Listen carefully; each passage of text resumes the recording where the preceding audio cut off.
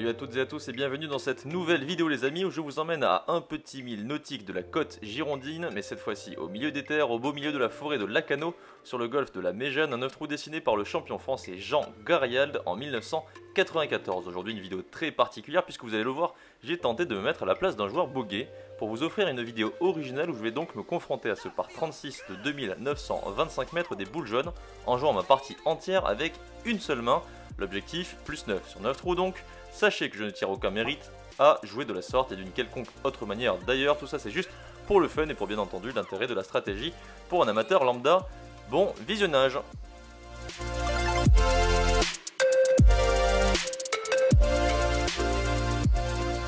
Salut les amis, bienvenue au golfe de la Méjane. Aujourd'hui je vous prépare une petite vidéo bien spéciale puisque je vais jouer 9 trous de la Méjane. J'avais déjà joué ce 9 trous il y a longtemps, juste à la fin du confinement, vous pouvez regarder la vidéo d'ailleurs.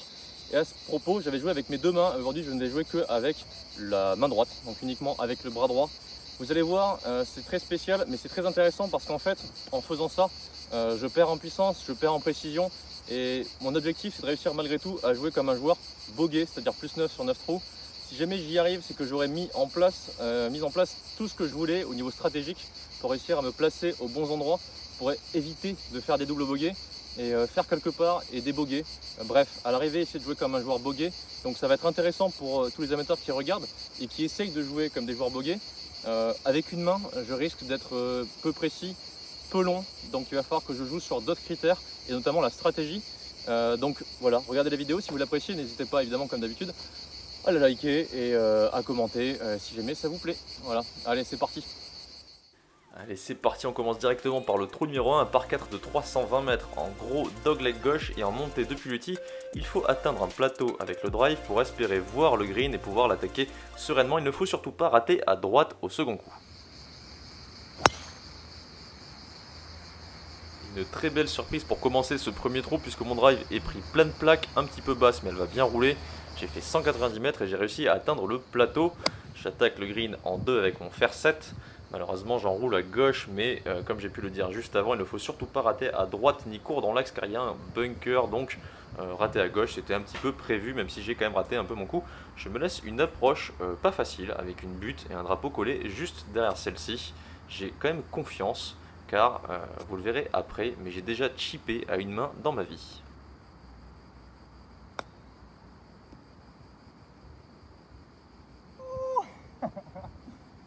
Ah ça c'est bon ça. Alors pour ceux qui ne le savent pas, je pense que pas grand monde ne le sait, il m'est arrivé dans ma jeune carrière de jouer mes approches à une main pendant quelques mois.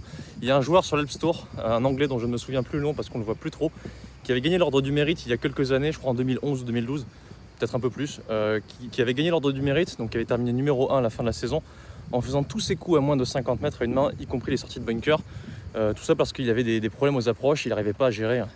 On va dire, il avait des yips quoi, pour faire simple. Et moi j'ai vécu un peu la même chose. Résultat, pendant un temps, j'ai joué à une main et ça fonctionnait pas trop mal. J'ai repris ma confiance grâce à ça. Et dans la foulée, je vais repris le grip à deux mains. La preuve, je viens de faire une approche à une main, j'aurais pas fait mieux. Voilà, à deux mains, pardon, lapsus. Allez là. Ça c'est bon, un petit par pour commencer. Donc pour que vous sachiez là, j'étais à peu près, si je me trompe pas, vers là. Et en fait le chip, voilà, il y a une espèce de grosse butte. Il fallait que je passe absolument le rough, que j'atterrisse à la bonne vitesse sur la pente pour qu'elle puisse faire le petit jump et rouler sur le green. Pas facile, il fallait trouver le bon point de chute, la bonne trajectoire de balle et j'ai réussi. Donc un chip putt de l'espace à une main pour commencer, c'est cool. Alors je tiens à dire un truc quand même, c'est que si j'ai réussi à faire chip putt, c'est aussi parce que j'avais un petit peu prévu et prédit le truc sur mon coup de fer. J'ai fait en sorte de rater à gauche pour pas, au cas où je contacterais mal ma balle, la mettre dans le bunker que se situe avant le green. Donc en visant à gauche, même si j'étais trop à gauche, ça me donnait un petit peu de marge au cas où si je ratais mon coup, si je faisais une gratte par exemple. Et forcément, mon niveau de jeu sera meilleur en approche que dans les bunkers. Comme la plupart des amateurs en fait, tout simplement qui essaient de jouer bogué. Donc rien que la stratégie déjà elle commence à payer dès le premier trou. Donc là je suis content parce que je me suis laissé une chance de faire le par. Dans le pire des cas j'aurais fait bogué. Dans le bunker on sait jamais trop ce qui peut se passer. Voilà. Après ce magnifique par sauvé au trou numéro 1, pour commencer nous arrivons au trou numéro 2, un par 3 de 170 mètres. Tout en descente où il ne faut surtout pas être long car il y a de l'eau. Toutefois à une main ça ne risque pas.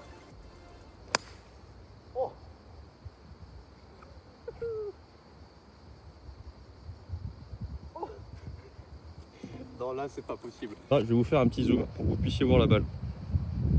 Alors je sais pas si vous la voyez, mais elle est à 2 mètres du trou. Donc les gars, je peux passer -1 quoi, truc de fou. J'arrive pas à y croire encore. Avec 175 mètres pour le drapeau et 20 mètres de dénivelé, j'ai dû jouer une distance de 155 mètres et j'ai donc fait un bon choix avec cette hybride 22 degrés.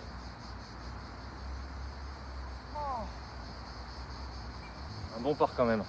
Un démarrage solide ou même à deux mains, je n'aurais certainement pas fait mieux. Je suis donc dans le par après 2 trous. Nous arrivons au trou numéro 3, un par 4 en montée de 315 mètres, très étroit, où les choses risquent de se corser un petit peu.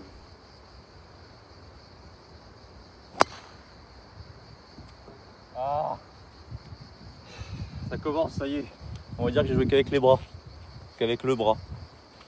Ma mise en jeu n'ayant pas atteint le fairway, il me reste plus de 200 mètres en montée pour atteindre le green situé à droite derrière les arbres. Je tape un fer 9 pour commencer et m'arrêter avant le goulet sur la partie la plus large du fairway, puis ensuite un fer 7. Les arbres de droite me gênent pour atteindre le drapeau, je vise donc à gauche. Malheureusement la pente va bloquer un petit peu ma balle qui va s'arrêter juste en avant green. Depuis cet avant green, il me reste un putt très long, pas facile à négocier. Je décide de taper très à gauche, mais ce ne sera malheureusement pas suffisant et ma balle va s'échapper à droite et en plus va rouler énormément. Il me reste à peu près 2,50 m pour le bogey. Je sais pas si on voit encore la balle à la caméra. Ah, ça va. Bon, allez, ça se rentre.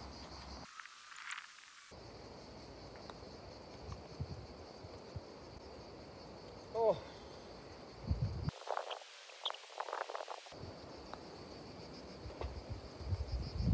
J'ai frisé la correctionnelle là. Allez, il faut oublier ce double bogey avant d'attaquer le trou numéro 4, un par 3 de 145 mètres en légère montée. Il y a des obstacles devant le green, un bunker à gauche et 2 dépressions à l'avant et à droite du green. Il ne faut pas hésiter à jouer long car même si l'on finit court avec une approche en montée, celle-ci est difficile à doser. Il faut donc surclober.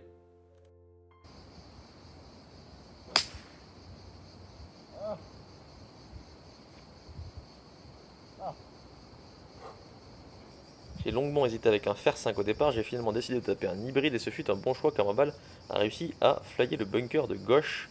J'ai donc un long putt pour birdie. Roule mort les greens en fait, on dirait pas comme ça.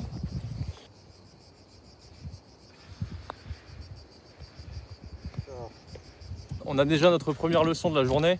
Ça fait 2 fois que je prends 3 putts. Bon certes je suis lent et en avant green, mais donc statistiquement c'est plus difficile forcément. Mais après il y a quand même un truc qui est pas cool, c'est que j'ai très mal dosé mes premiers putts. Je me suis laissé des seconds putts beaucoup trop longs.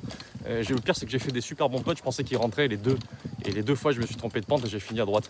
Donc dommage, c'est bien la preuve que le putting c'est primordial. La preuve aussi que justement il faut travailler ses putts longs pour réussir à bien les doser. Et ces putts on va dire à moins de 2 mètres pour essayer de les rentrer. C'est vraiment pour moi les putts les plus importants, entre 8 et, enfin plus de 8 ou 10 mètres. Et ensuite moins de 2 mètres tout simplement. Si vous maîtrisez ces putts, généralement vous faites beaucoup moins de 3 putts. Et à l'arrivée, votre score est bien meilleur. Là, ça m'aurait déjà permis de faire 1 voire 2 coups de moins.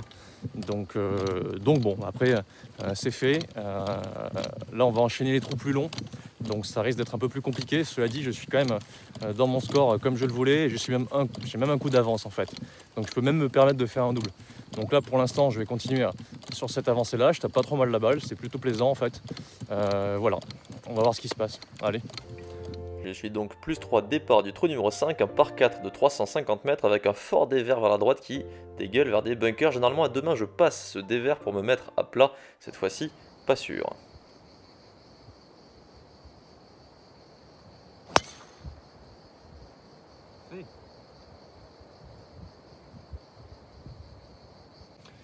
Alors là j'ai vraiment pas de réussite les gars parce que comme vous pouvez le voir, ma balle voilà, qui est juste ici dans le rough, j'ai pitché sur le fairway mais elle a complètement dégueulé à droite. Résultat je me retrouve avec un lie très enfoncé en bordure de fairway, j'ai pas de chance. Si j'avais été sur le fairway j'aurais pu toucher le green en 2 je pense avec un hybride, mais là du coup je suis vraiment trop loin, je suis à 170 mètres. Je vais essayer de faire un coup d'à peu près 100-110 mètres avec un fer 9. Je vais pas jouer dessus parce que sinon mon club va accrocher. Et je vais essayer de me laisser donc une approche assez proche du green parce qu'en vrai il n'y a pas vraiment de danger là. Balle dans le rough, balle plus en arrière dans le stance pour être plus vertical.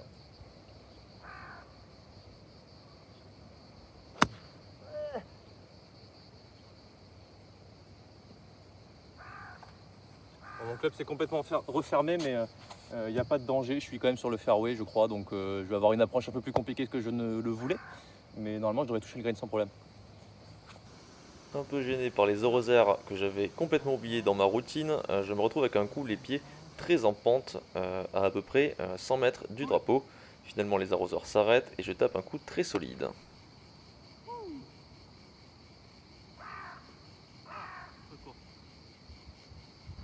Plein axe, il me manque une canne, c'est dommage. Mais bon, je suis sur le green. Le green étant bombé avec un drapeau situé au fond de green, le hors limite arrivant très vite, j'ai fait en sorte sur mon coup de fer de prendre un petit peu de marge en terminant court. Pas de souci de toute façon pour mon objectif bogey, je savais qu'il ne fallait pas prendre de risques. Allez, on repart dans les deux potes, c'est bien. Il y avait un petit piège sur ce putt si on le regarde de Teco, parce que si vous regardez bien, bon là, ça peut-être pas se voir à la caméra, mais en gros, pour faire simple, si on se rapproche un peu du sol, peut-être que vous allez comprendre, juste après le trou, il est vraiment juste après, ça dégueule fort vers une espèce de dépression. Résultat, si j'avais putté un peu long, je pense que ma balle se serait vite arrêtée de 2 mètres derrière. Donc là, je l'ai putté vraiment tranquille par rapport aux autres. Dans mon esprit, c'était beaucoup trop tranquille et finalement, elle a quasiment fait la distance. Je me suis mis à 80 cm. Et je vous présente le monstrueux trou numéro 6, un par 5 de 460 mètres avec une mise en jeu sur une butte, puis un second coup en aveugle où il faut essayer de se mettre le plus loin possible pour atteindre le dogleg qui tourne violemment vers la droite, vers un tout petit green en contrebas entouré d'arbres.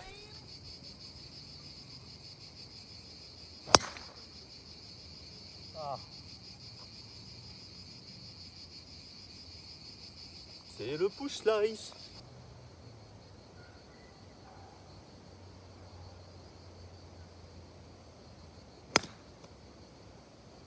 Merde. Bon gros coup de merde. J'ai eu peur de faire une gratte. Et avoir peur, c'est jamais bon.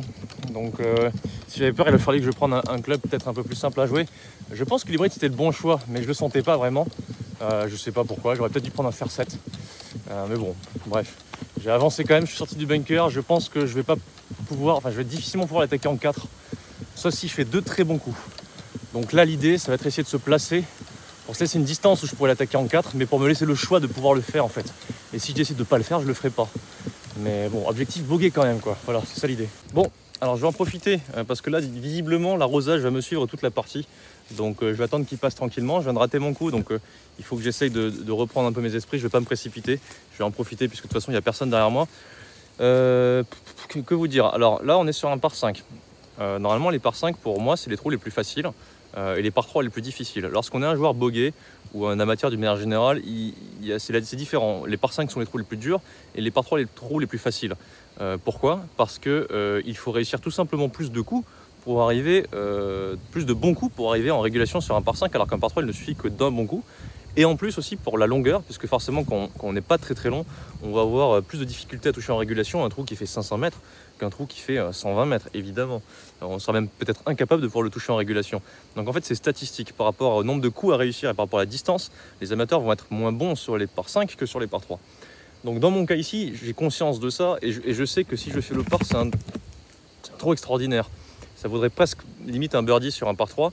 Si, je sais que par contre si je fais bogey, ce sera pas si mal non plus. Si je fais double, ça sera moins bien, mais c'est presque logique en fait.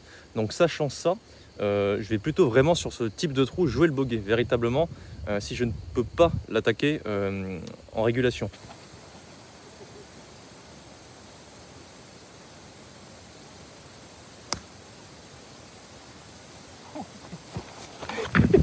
Elle est pas si mal, elle est pas si mal.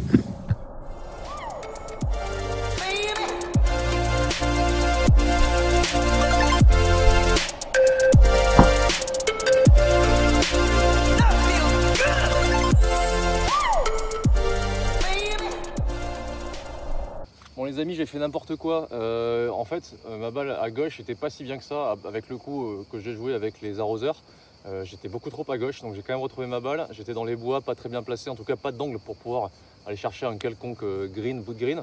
J'ai tenté de la mettre sur le fairway, malheureusement j'ai un peu gratté, j'étais pas bien laillé et j'ai pas réussi à prendre le film. J'ai voulu le prendre avec la GoPro, j'ai appuyé sans regarder et en fait ça n'a pas fait de bip. Je me suis dit dans ma tête bon, j'ai pas regardé et j'avais pas la carte SD tout simplement. Donc je l'ai rajouté pour faire le coup d'après depuis le rough, qui lui était quand même par contre vraiment pas mauvais puisque j'étais à peu près à 115-120 mètres et j'ai réussi à la mettre à 3,50 m. Donc je crois que ça fait 1, 2, 3 dans les bois, 4 je me ressens, 5. Je me laisse quand même une occasion de bogey, ce qui est mon objectif.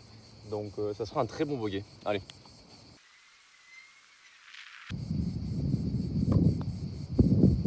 Allez. Ça c'est bon. je garde mon point d'avance.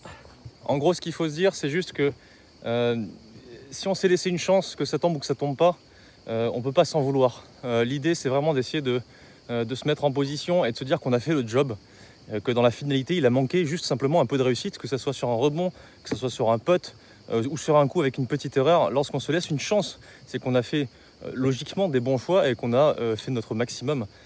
Plutôt que de vouloir tenter le diable en allant forcément essayer d'aller chercher parfois des coups extraordinaires qu'on peut raconter aux copains, il vaut mieux véritablement essayer de, si on cherche le score du moins, de jouer le score et non pas le par. Et le score parfois c'est un bogey, parfois c'est un double bogey.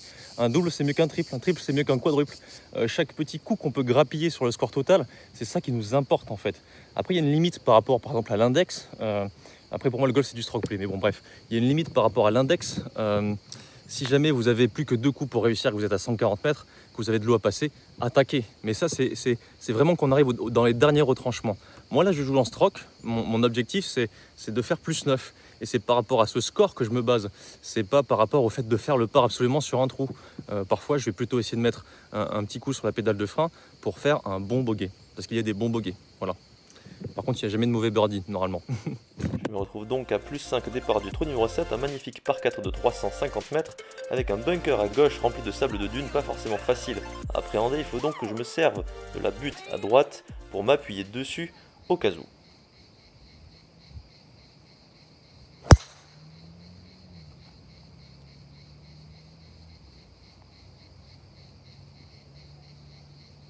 Elle est revenue, elle est un peu à droite. Écoutez, profitez-en, c'est pas tous les jours que je fais des slices. Pour le coup, là, c'est pas facile parce que je vois qu'il y a une trajectoire qui commence à arriver, le slice. J'essaye de les jouer en fade, mais elle s'échappe un petit peu trop. Pourtant, j'essaye de marger à gauche, tout simplement parce que ma face arrive à peine plus ouverte que je ne le voudrais. Mais de temps en temps, je fais des draws aussi.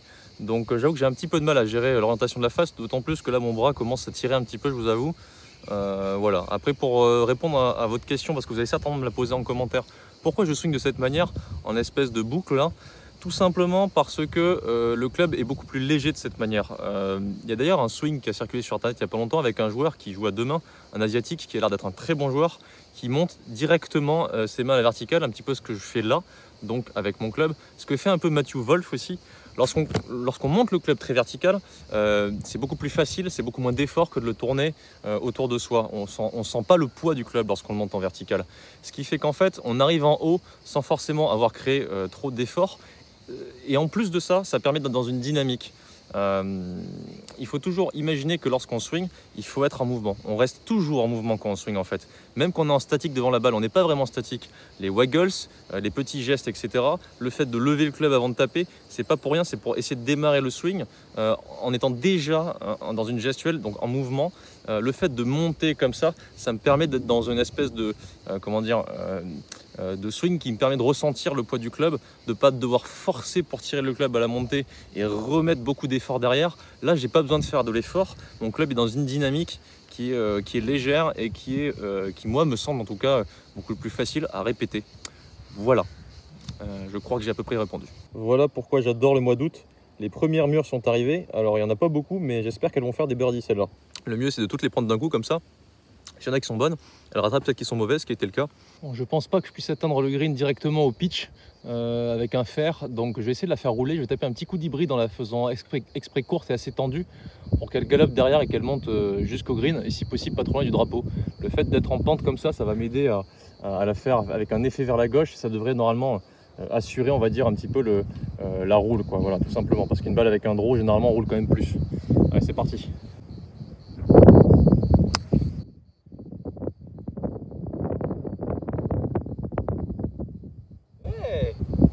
C'est pas mal du tout, je pense que je suis sur le green. Je me suis fait arrêter par la bande de ref. Bon, l'approche est pas si simple, elle est pas si compliquée, je suis bien lagué. Donc ce qu'il va falloir que je fasse, c'est que je vais prendre mon lob, je vais glisser un petit peu dessous, essayer d'avoir le rebond sur le sol pour qu'elle puisse se lever un peu en cloche et s'arrêter assez vite. Je vais essayer de la faire pitcher sur le green directement. Voilà. La jouer en cloche va me permettre d'éliminer un rebond qui pourrait être aléatoire si je veux la jouer en avant-green, puisque l'avant-green est bombé. Je ne vais donc pas pouvoir gérer le rebond aussi facilement qu'en la faisant pitcher sur le green.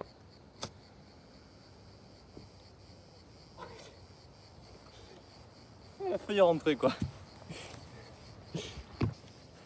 Qu'est-ce que c'est beau! Allez là. Ça c'est du par. Du coup j'ai 2 points d'avance par rapport à mon objectif de faire le joueur bogey. Je suis à plus 5, il me reste que 2 trous. Ce qui veut dire que j'ai de la marge, je suis content.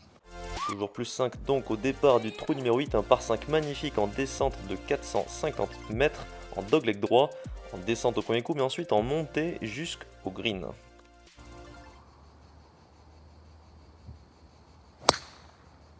Oh la chandelle!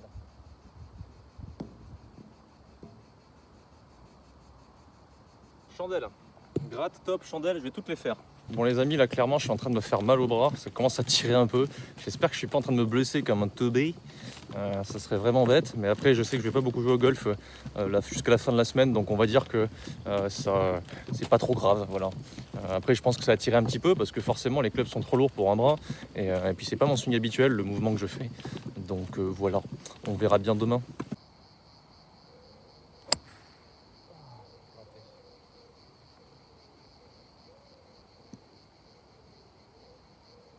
On remarque que je ne perds pas de balle, ça c'est très important si vous voulez faire un bon score. Pour faire un bon score, éviter les 3 putts et ne pas perdre de balle, c'est la base. J'ai pris les 3 putts, mais bon, vous avez compris. Allez. Allez.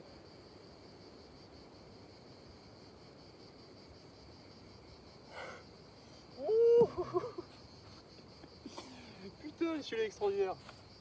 En fait, voilà, le trou ici, ce qu'il faut comprendre, c'est qu'il y a une butte en fait à droite qui ramène, il y a un creux devant le drapeau.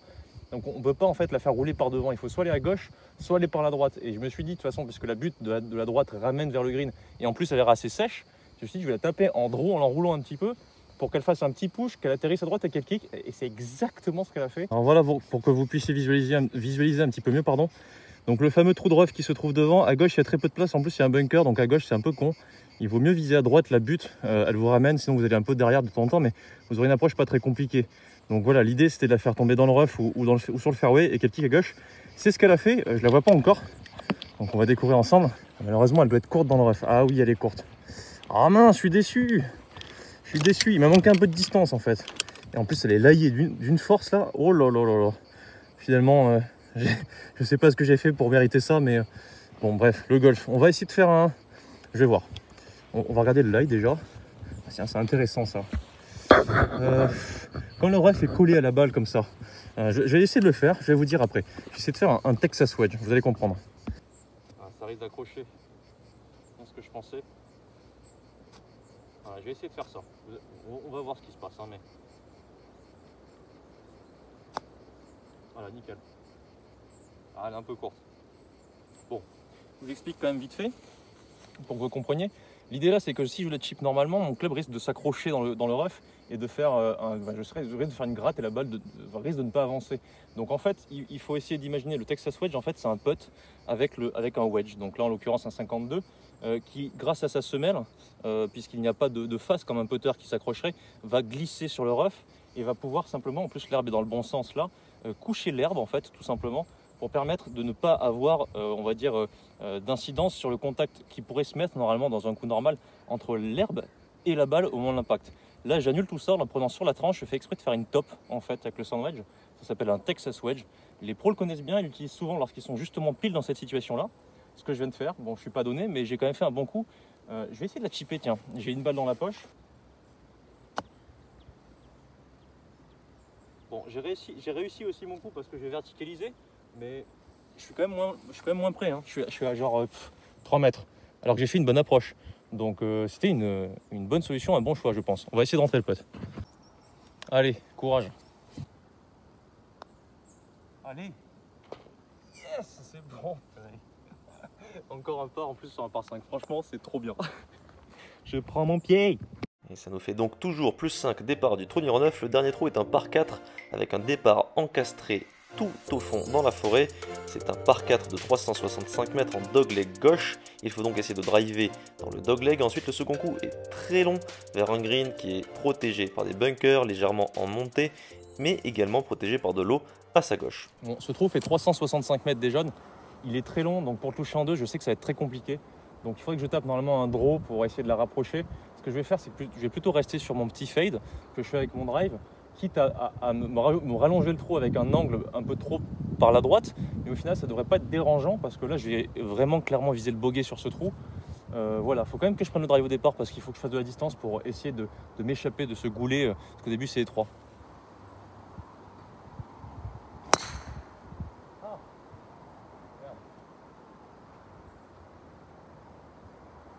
Je vais mettre une provisoire. Celle-là, je vais la faire en draw pour le coup. On va voir.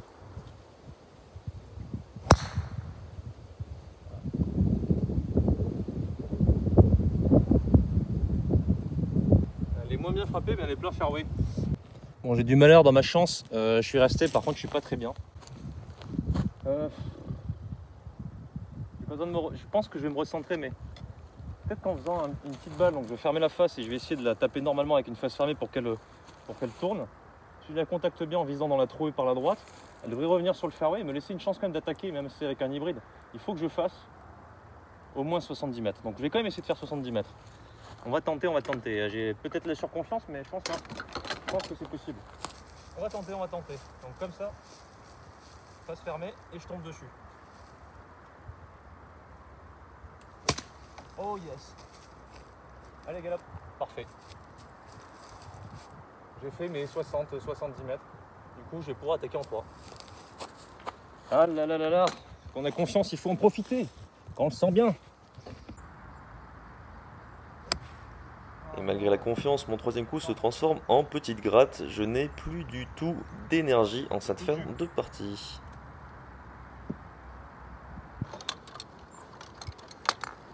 J'ai plus de jus les gars.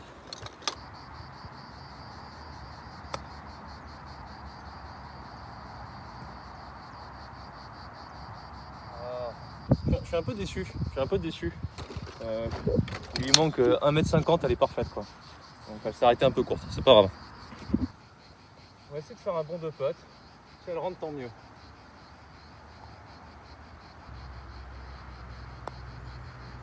Doucement, doucement. Voilà. Allez. 1, 2,